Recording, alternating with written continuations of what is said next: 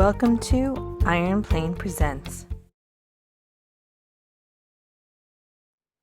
Next point on the optimization for conversion rate usability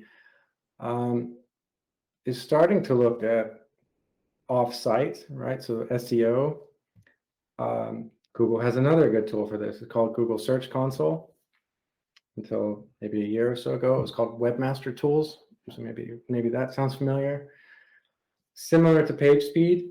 Well, PageSpeed, anyone can go and load in a URL and see the results. Search Console, you have to verify that you own the domain to get access to these reports. But once you verified that, it will tell you a lot about what it's seeing on the site in terms of either server errors when Googlebot is trying to go collect information. It will show you some other performance specifications, a little bit more in depth, I think, than what PageSpeed would tell. And this is also where you manage like sitemaps. So you're telling Google which pages on your site should be indexed, and then from there you can set the indexing rules and how often it should crawl, how often it should check for changes on pages that are already indexed. So Search Console is something we would want to set up for everyone. SEO, there's a big part of SEO which is the business putting in the right information for Google, just so that it indexes a more complete, rich data set. So if you haven't heard of rich snippets, it used to be called structured data.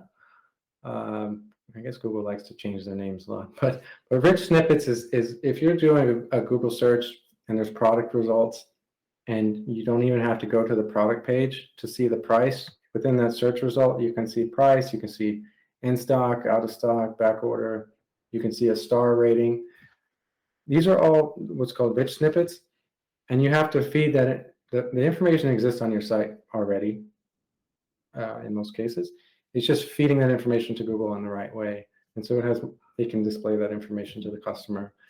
And obviously, if you've got star ratings and no one else does, you stand out in the crowd. So that's one area we would look at. What ends up happening there, I think, is that Google becomes the conversion page. It's really interesting. The more data Google puts on their search results page, like you said, if you're not on that page and someone is searching for coffee maker and you happen to sell coffee makers, but your competitors are making use of rich snippets and making sure that their content is getting, well, they're going to see those nice images and those star ratings for those vendors only who have taken the time to make sure they've got the rich snippets. You don't even have a chance.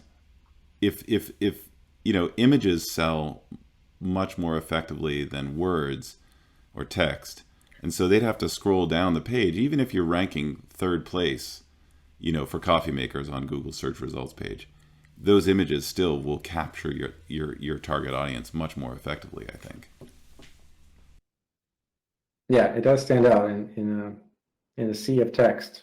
So it's a fairly easy integration.